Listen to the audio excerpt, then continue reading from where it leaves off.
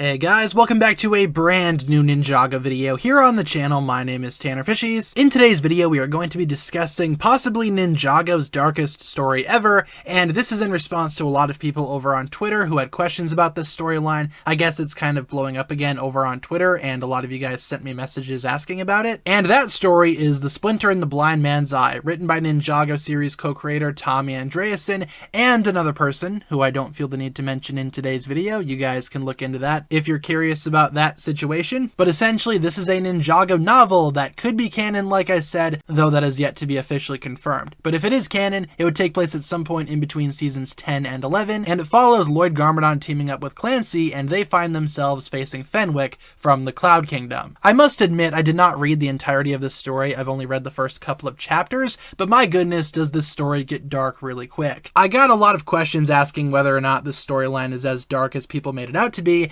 and reading through the most recent chapter, yeah, it's pretty dark. It's definitely not as light as Ninjago traditionally is. People get eaten, faces get ripped in half, Lloyd gets shot, I kid you not. In fact, let's read a couple of excerpts from The Splinter in the Blind Man's Eye, and we're going to be taking from the most recent chapter, where, in my opinion, the most amount of violence is. Fenwick's one eye seemed to sparkle with glee and evil. Blood trickled slowly down the ice walls below them. Two bright blue eyes stared blindly up at Lloyd. Nimbus, who of course is that weird raccoon creature from Season 5, was loudly devouring the lifeless body, and Clancy was in utter shock. He turned to his former crew and cried out with a pain that Lloyd had never heard before. Dogshank hung her head and replied in a voice which was little more than a whisper. Because we had to. Because it is written. Because it is our destiny to obey the Wishmaster. The Wishmaster in this case being Fenwick. There's a whole storyline involving that. Feel free to read the story if you want to learn more about that. Dogshank moved uncharacteristically limp as she grabbed Yana by her shoulders, opened up part of the grated floor, and pushed her into the pit. Lloyd yelled and thrust himself forward to come to her aid, but a bullet from Flintlock's musket stopped his advance as it buried itself in his left shoulder. Lloyd fell backwards and was spared the grisly horror of watching Yana's demise. Her screams mixed in with Nimbus's roars forced themselves through the ringing pain and painted vivid imagery inside his mind. And then there was Clancy's painful cry. Fenwick smiled. I just wanted to know that you would have no doubts whatsoever about my resolve. And I am not naive. I know much about you, Lloyd Montgomery Garmadon. Oni blood runs in your veins, yet there seems to be only the spirit of dragon in your mind. You would never act on threats to your own well-being, but those you call friends, you will do anything for them. He gave Dogshank a slight nod. The hulking pirate walked over and picked up Clancy. There was a sorrowful moment between the two friends as Dogshank again did what she was destined to do. Clancy was pushed to meet his destiny. And essentially Clancy gets thrown into the pit as well with Nimbus, who apparently just got done ripping someone to shreds.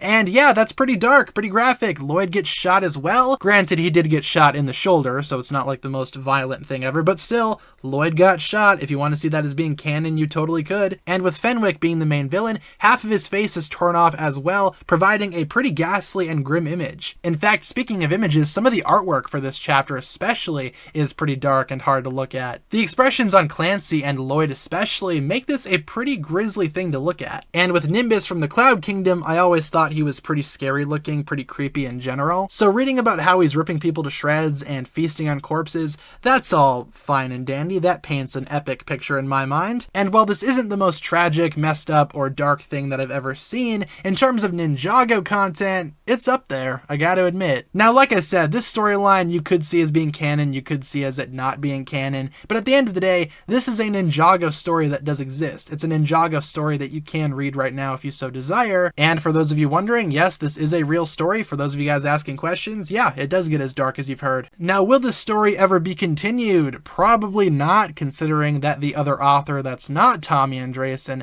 was involved in some pretty interesting controversy recently. Again, that's pretty much all I'm going to leave it at for right now. That's not the focus of today's video. The focus of the video is the story itself, and as a story, it is pretty dark for Ninjago content. Thankfully, this never has been animated by official sources, nor will it ever be, but if it was, I wonder how dark and violent they would make it. That is certainly something to think about, but for right now, guys, that'll pretty much wrap it up for my thoughts here. Thank you so much for watching today's video. Once again, you can find this whole story on Tommy Andreasen's Twitter account, but like I said, it's not finished, and it probably never will be finished. And until next time, thank you so much for watching. Leave a comment down below discussing what you think about this storyline for Ninjago, and is this the darkest thing that Ninjago has ever produced? Leave all your thoughts down below. Hopefully you enjoyed today's video, and that'll pretty much wrap it up for my thoughts here. Thank you so much for watching, everybody. If you guys enjoyed today's video, feel free to like and subscribe to all that fun stuff, and I will talk to you guys again very soon.